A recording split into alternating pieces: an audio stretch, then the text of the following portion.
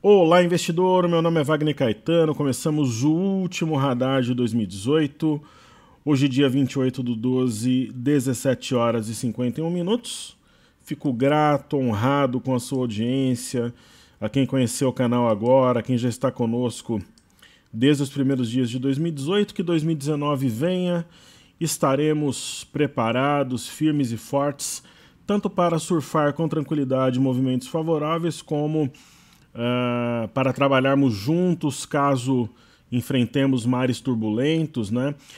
Eu diria que em 2018 nós tivemos um evento isolado que nos trouxe uma grande turbulência, que foi a greve dos caminhoneiros, né?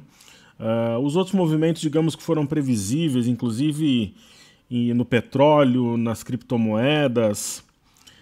Agora a greve dos caminhoneiros foi uma grande trairagem, né, de empresários que usaram os caminhoneiros como instrumento, e o governo, num primeiro momento, lidou mal com a situação, depois eu acho que foi razoavelmente bem.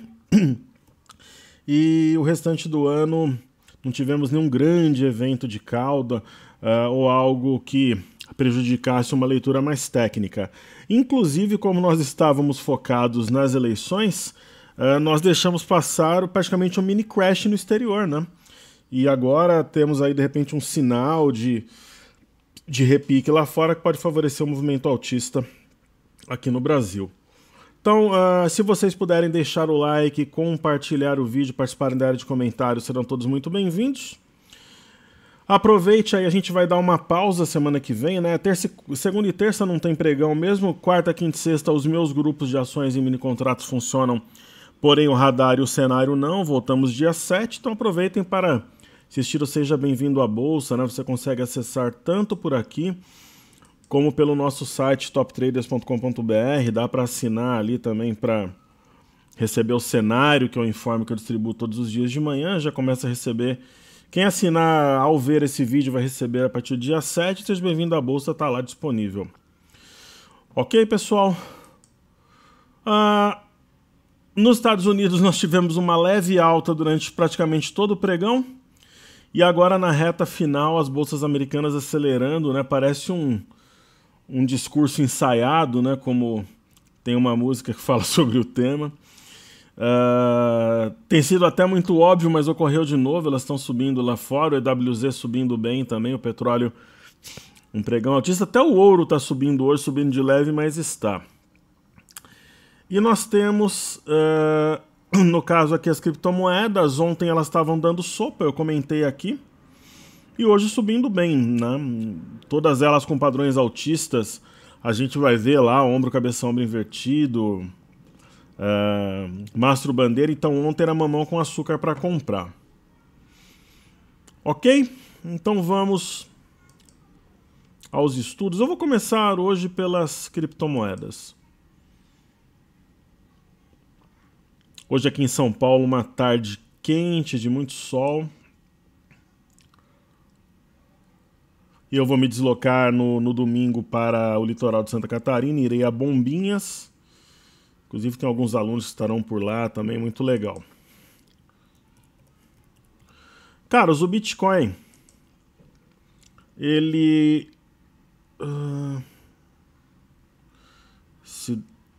como diria o poeta, não é esse... Isso daqui está bugado, não é esse que eu quero. É esse que eu quero. Não é esse que eu quero, não é. Na verdade é, mas está no semanal, vamos lá. E eu não bebo não, hein. Eu tô totalmente sóbrio aqui. Bom, o Bitcoin, que agora estava desde o início correto o gráfico, o que indica aqui a formação de oco invertido, né, pessoal? Um ombro formado aqui especialmente dias 25, 26 e 27 de novembro, a cabeça e agora o ombro. Então, o candle de hoje envolve o de ontem, monta uma pinça, engolfa e é isso. Acima de média de 21 é a impressão que nós temos. Aí temos a seguir o Litecoin. Também um oco, bem certinho aqui na segundo ombro, levemente acima do primeiro. Um candle de muita força, rompendo média, né? Então é isso que eu vejo também. Aí temos o Ethereum. O Ethereum, ele não se encaixa exatamente no cenário de oco invertido, né? O segundo ombro estaria muito acima, uma correção até média mesmo, provavelmente para formar pivô.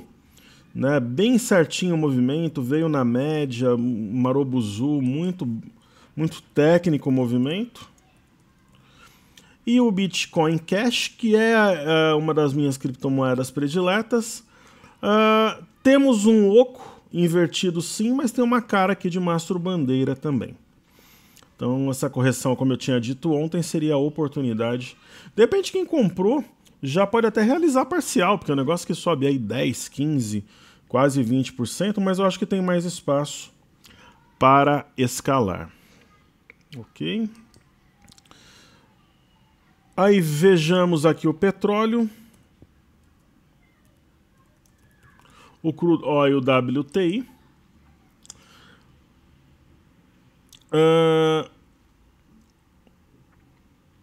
Hoje uma sessão de alta, né? Que aqui eles pegam fechamentos diferentes, né?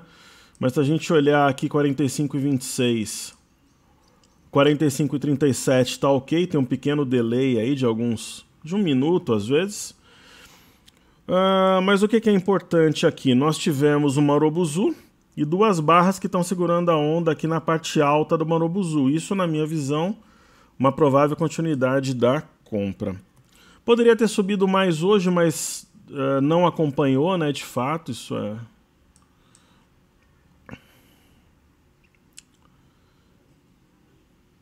As criptomoedas acompanharam esse otimismo internacional. É que essa alta também está sendo mais no finalzinho lá fora, né? Então o petróleo tem o Marobuzu, chegou a testar a metade aqui, ainda está preservando o rompimento da máxima do dia 26, a 55,25 seria um ponto alto aqui, traria e provavelmente romperia a média na minha visão. Ok? Então as criptomoedas acompanharam mais o fluxo, no caso do petróleo nem tanto. Ok? E falemos do EWZ, né, que está entrando na reta final, lá, a última hora lá nos Estados Unidos. Se a gente for observar o semanal, é o cenário desejável para quem está comprado. Professor, por que é o cenário interessante e desejável para quem está comprado? Porque nós temos um W, né? O eixo desse W, 37,65, o mercado está fechando acima. O mercado está fechando sobre a média de 21 e o mercado está... A barra de hoje nega a da semana anterior. São 3 sinais importantes que a gente vê no semanal. E no gráfico diário, a gente vê aí uma sequência, né, de alta. Houve uma reação baseada no engolfo, né? O engolfo ocorreu no dia 26. Fechamento acima de média, esse fundo ficou para trás, que é o 37,18, 37,65.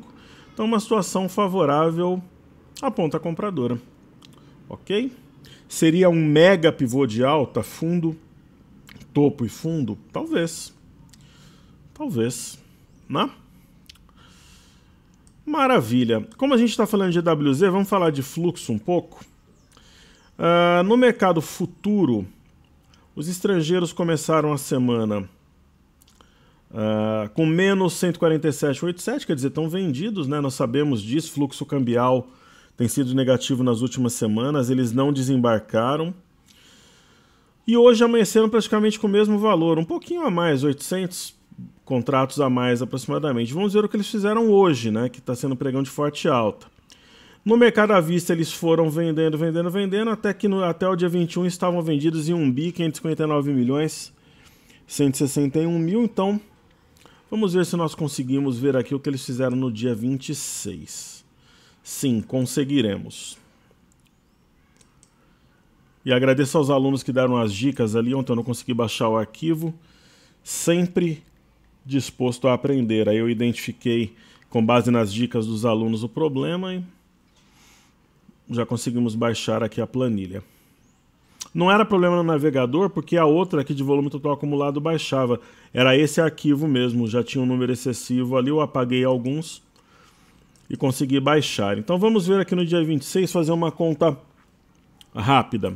Então na compra eles estão com 113 bi, um volume bom, 841, 942, menos 115, 450, 0,50. Estão vendidos em 1 bi, 608 milhões. Eles estavam vendidos em 1 bi, 559 e atuaram na venda também no dia 26, só que levemente. Ok? Maravilha. Então vimos aí o fluxo. Será que eles começaram a chegar hoje, pessoal? É possível, né? É possível. Não? Ó, o petróleo Brent aqui fechando em alta de 0,91. Para março, para fevereiro, fechando de lado aqui. Falando no broadcast. Índices mundiais aqui que a gente costuma estudar. Hoje a gente poderia chamar o pregão de mundo verde, com exceção do Japão. China 0,44, franca alta na Europa e Estados Unidos. Então estudemos o índice de Xangai. A bolsa de Xangai tem uma inclinação francamente baixista. Só que a gente tem novamente aqui um sinal de fundo, né? Podemos considerar até um arame. Ideal seria que o bebê estivesse centralizado na barriga da mãe, mas é um arame. E acima de tudo, nós temos um doji Pernalta marcado dia 25/12 e continua válido. No caso do índice FTSE, nós tivemos um cenário muito interessante, porque a gente vem de um movimento de queda muito forte e existiu um fundo aqui, região de 6675. O mercado deu a impressão que tinha acionado um baita pivô de baixa aqui, só que ele, como diz a molecada, só que não. Né? Ele foi, mas não foi. Ele voltou rasgando tudo aqui, fechando acima do fundo, engolfando o que no anterior, sinal realmente de fundo. No índice DAX não foi um movimento, um marobuzu tão assim evidente, mas nós temos um arame. Ainda não rompeu o fundo anterior, a região de 10.580 por aqui, mas nós temos um arame que é um sinal de fundo com gaps abertos, favorece o movimento de repique, quem sabe até uma inflexão. Ok? Então, criptomoedas estudadas, EWZ, petróleo Brent, WTI, DAX, Xangai, FTSE. Falamos de fluxo também, falamos do EWZ. Então vamos agora estudar o mercado doméstico. Aí depois a gente vai lá para as bolsas americanas. Então, mercado doméstico fechando, né, pessoal? As ações aqui em leilão, logo logo saem do leilão aqui, finalizando os negócios, algumas pressionando as suas máximas aqui. Então vamos, como elas estão realmente fechando, né? Eu vou começar os estudos aqui pelo gráfico do dólar. Então, nós vamos estudar durante o mês de janeiro o WDO G de gato 19. O dólar, eu estava vendo no ano, ele subiu 16,84%, se eu não me engano, entre 16 e 17. Ele tem uma figura que teoricamente remeteria a um movimento de alta, aqui talvez um descanso, só que um descanso já que dura muito tempo, né? Então essa barreira tem sido definitiva. Eu diria o seguinte aqui, que para quem opera dólar, né, não está sendo o meu foco no momento. Se o dólar perdeu 3.824, acho que ele entra num território baixista, viria no 3.750, poderia lateralizar por aqui.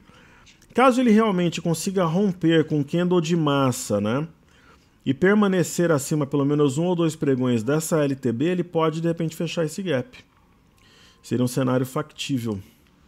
Essa que é a minha visão para o dólar. Ok?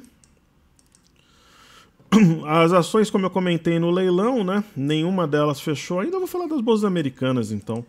A gente não vai pegar exatamente o fechamento delas. Enquanto a gente fala das bolsas americanas, as ações finalizam os seus negócios aqui no Brasil. O Dow Jones veio de um movimento de queda muito forte, praticamente durante todo o mês de dezembro, né? Uma queda forte, rápida, intensa. E nós temos, de fato, um sinal de fundo, né? Uma pinça. Não é exatamente... É praticamente uma pinça. As mínimas são quase justapostas. Hoje um pregão de alta, não é um candle como os anteriores, mas você percebe que a mínima e a máxima estão bem acima do candle anterior. E a mínima do dia foi na média de 5. Então tem mais espaço para subir.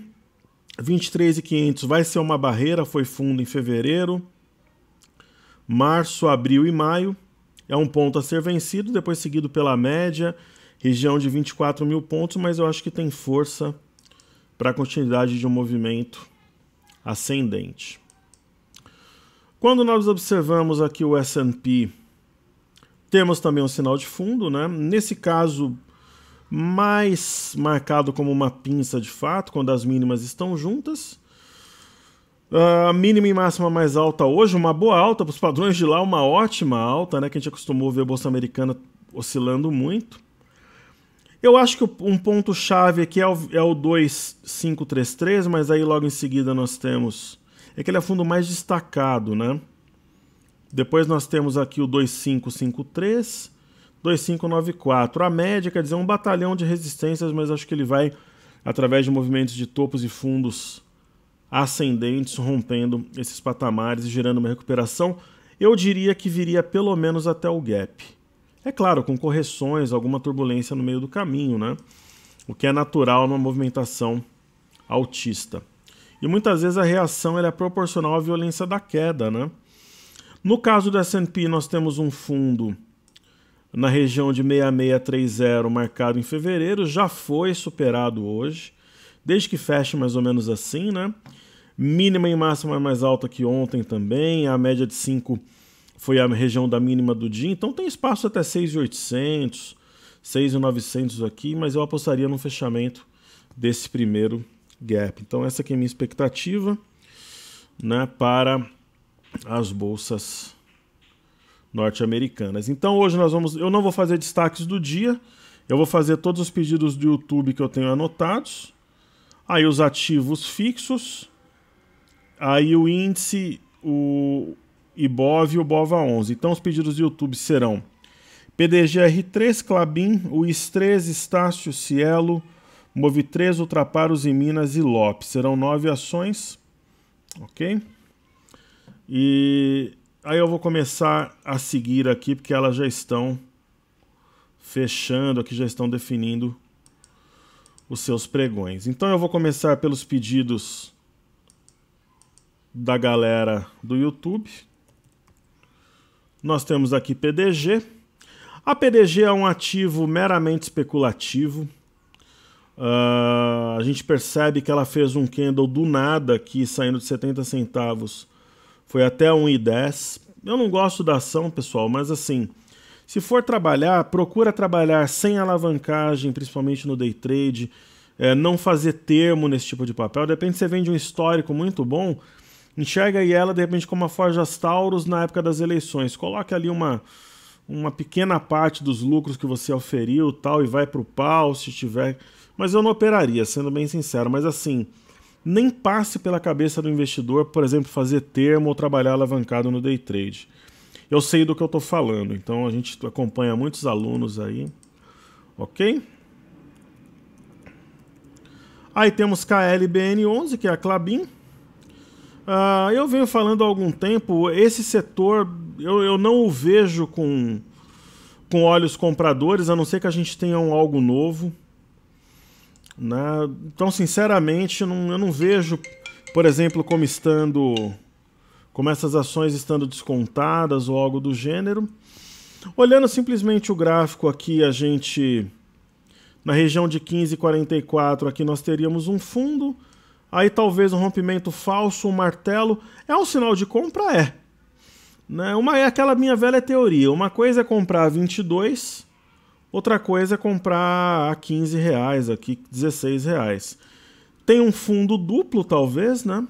Aqui com um martelo, rompimento falso e uma barra importante hoje. Então não faz parte do meu métier, mas existe assim um esboço de formação de fundo, sim. Aí temos a UIS. É uma eterna não, mas é uma velha promessa, digamos, há 1 ano e meio, ela é uma promessa. É uma ação, por exemplo, que gerou muita expectativa nas duas últimas imersões, tanto na verdade gerou na de abril, gerou na de setembro, de dezembro. Eu já logo descartei, porque a pessoa pensa o seguinte, putz, é a seguradora da Caixa. Mas se você estudar um pouco os fundamentos do papel, pessoal, você vê que o próprio gráfico reflete tendência de baixa, candles pequenos, redução de volume, então um ativo que realmente não gera interesse, né? É uma ação descontada, mas que não tem aquele algo novo, né? Sei lá, você pega uma ação de frigorífico, por exemplo, né?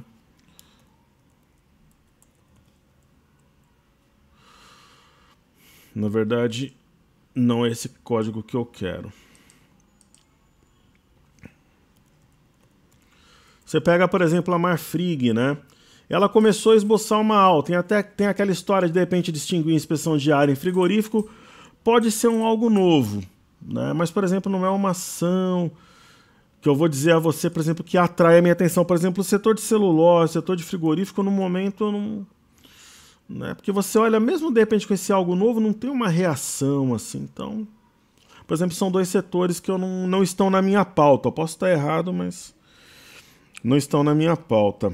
Aí nós temos Estácio a seguir, que é Estácio. Eu acho um ativo interessante. Da mesma forma que o setor de energia ficou para trás na penúltima pernada de alta e na última decolou, voou igual um foguete, o setor de educação, para mim, é o setor de energia que ficou para trás antes da escalada anterior, então eu vejo com bons olhos. Né? Ela tem uma correção importante até 22, onde já tinha feito um fundo aqui, uma busca pela média. Eu vejo uma situação interessante, um martelete acionado. E é assim que eu vejo a Estácio. Ok? Aí nós temos Cielo, que é uma aposta minha, sim, eu confesso, para 2019. Hoje uma alta legal, ela está com a boca do jacaré fechada, as bandas de Bollinger, começou a entrar compra hoje nos ativos, pode ser uma boa, é uma aposta para 2019, para pensar no ativo lá, avaliar o ativo lá para março, para abril, né?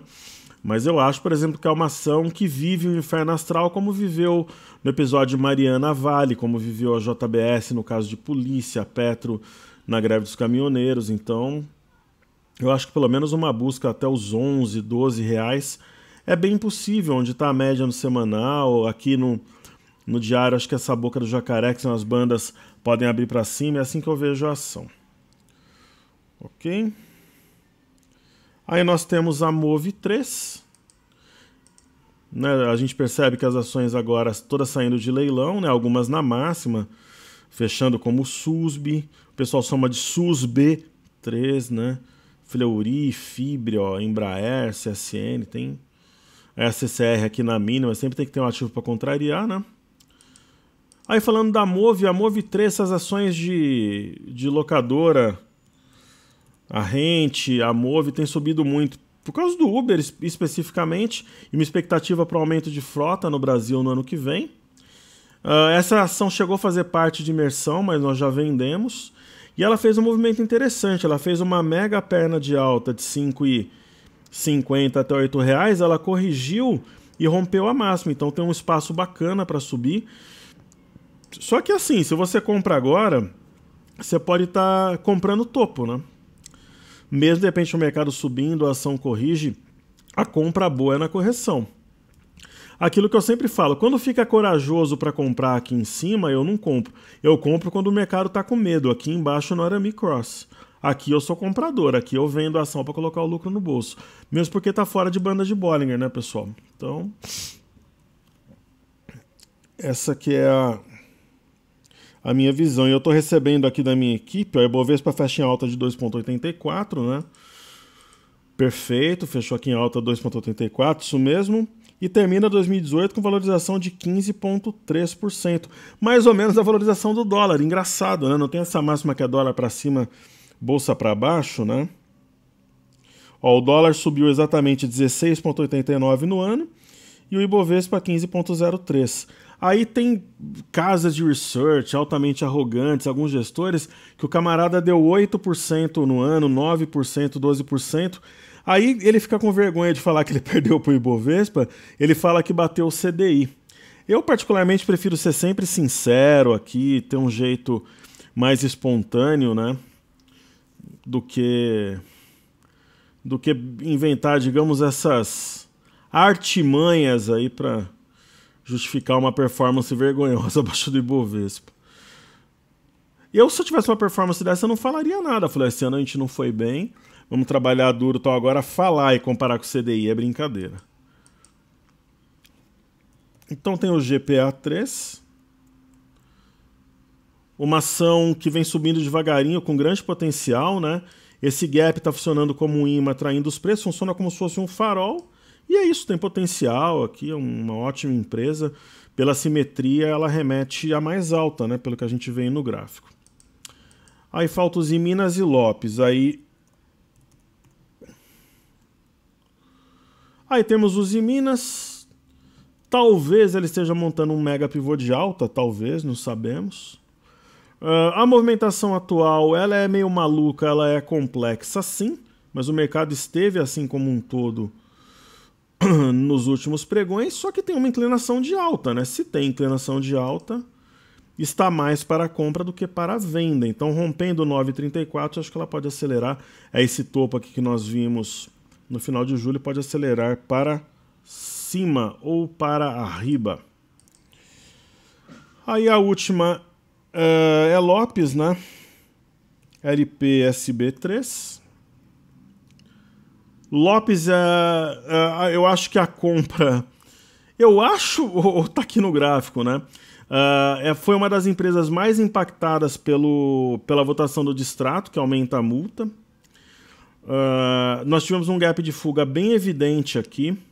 Se eu não tivesse o JHSF, teria comprado o Lopes aqui sim. E ela tinha um W, nós falamos do W aqui no programa, o eixo aqui no 3,83.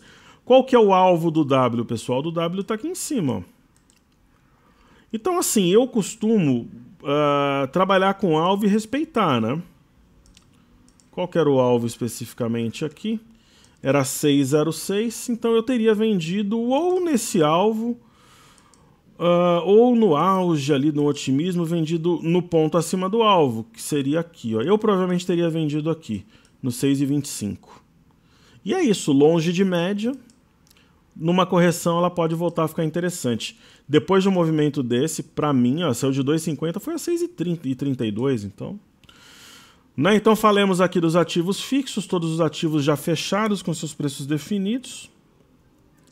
Aí temos aqui Petrobras. Eu comentei com vocês, né, sem titubear, sem rodeios aqui, que eu acreditava na busca pelo 20,84, né, pelo fechamento desse gap.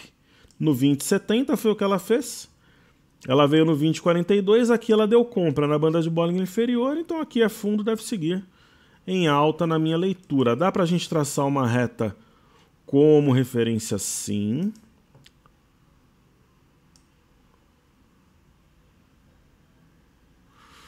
Né? E é isso. Teríamos aqui um canal? Talvez. O canal não precisa ser perfeito, vale a leitura, né? Vide a leitura que eu tive essa semana aí para o índice. Então, se for mais ou menos ali a figura, você tem uma leitura de comportamento, é isso que importa. Certo?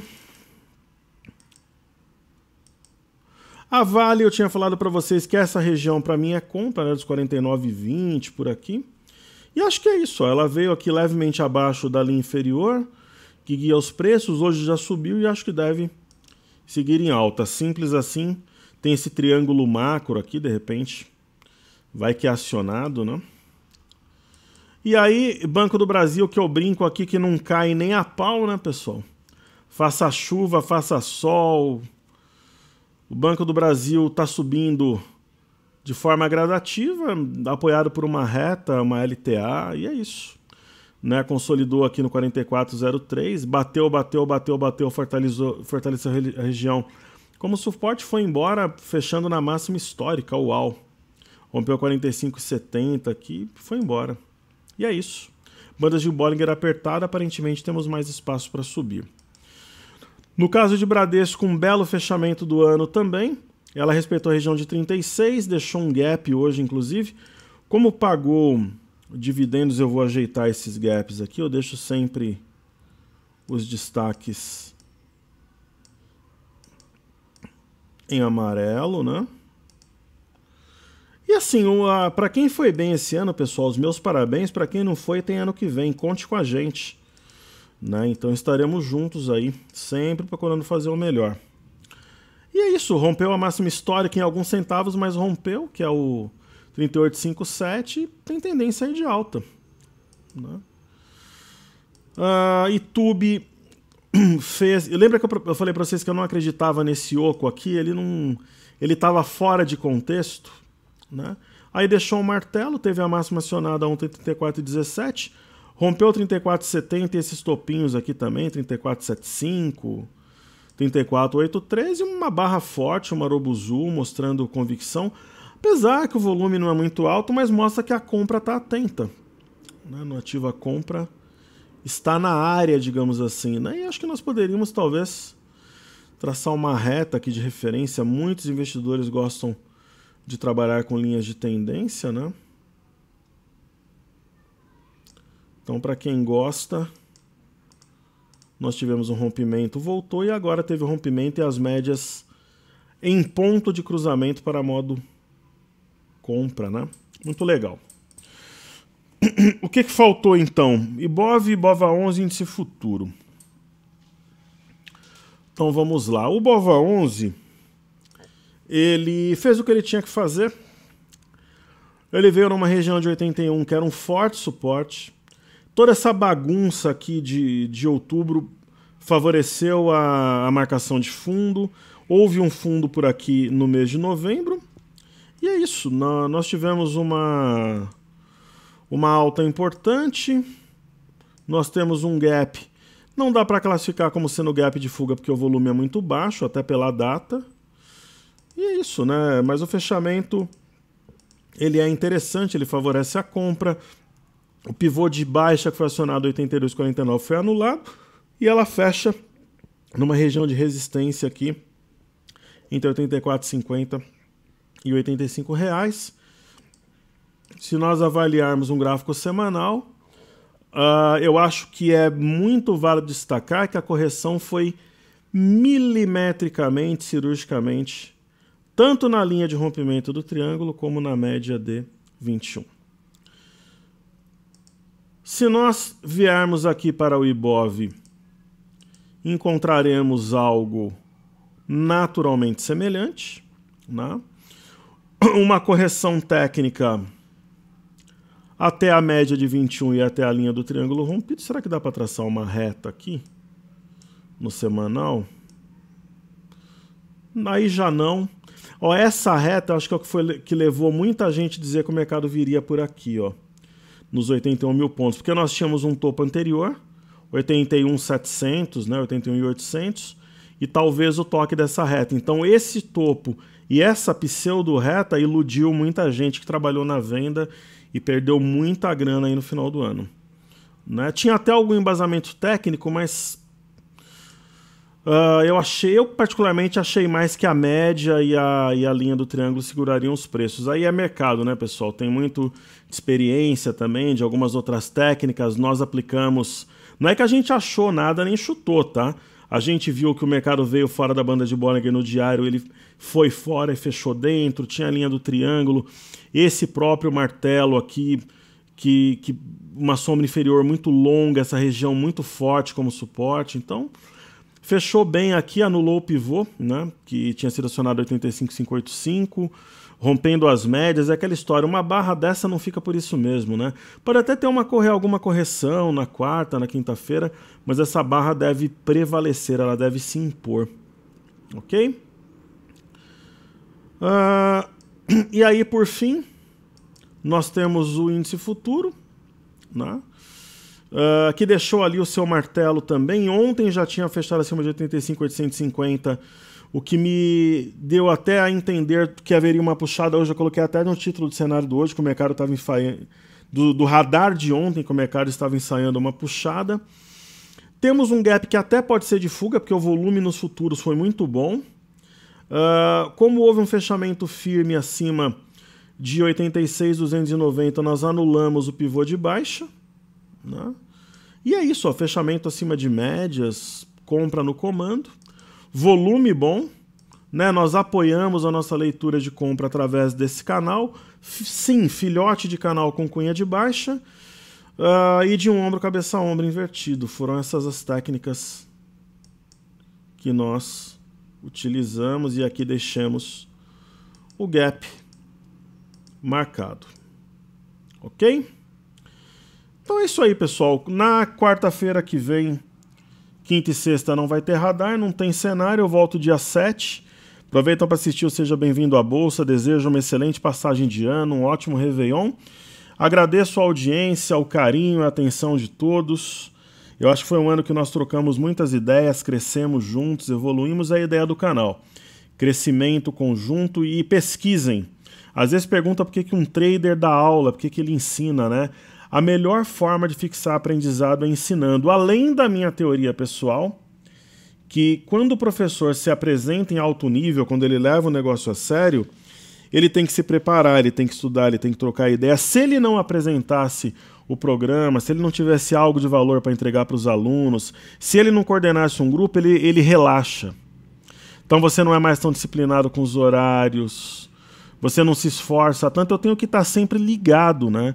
Com a energia lá em cima para entregar conteúdo de valor. Eu sou cobrado, né? Então eu tenho responsabilidade e isso me faz bem, me faz evoluir, crescer como trader e ter uma performance pessoal da mesma forma excelente, ok? Um forte abraço, saúde e paz a todos, pessoal, e nos vemos em 2019. Valeu!